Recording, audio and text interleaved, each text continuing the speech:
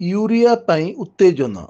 मालकानगिरी जिले में चाषी माने यूरिया सार ठीक भाव में पाउनथिबा बेले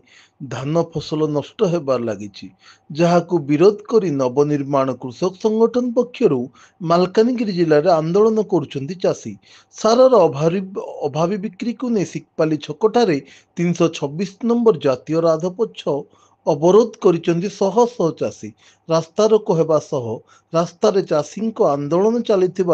मालकानगिरी और कालीमेला मध्य जोगाजोग संपूर्ण विच्छिन्न रही सिकपाली ठारे शताधिक जानवाहन अटकी रही पुलिस और प्रशासन अधिकारी माने घटनास्थल में पहुंची आंदोलनकारी बुझासुझा कर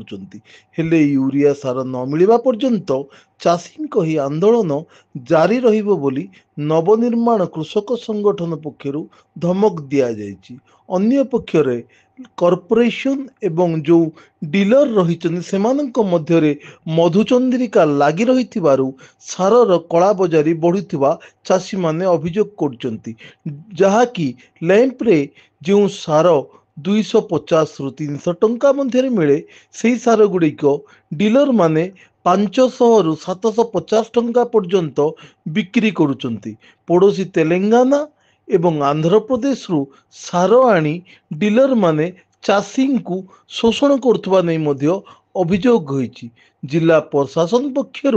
तुरंत एथिप्रति दृष्टि दे दृढ़ कार्यानुष्ठान ग्रहण करान गले आगामी दिन में यही अंचल आदिवासी चाषी जो आंदोलन तीव्रतर हेबो एथिरे दुई मत नहीं।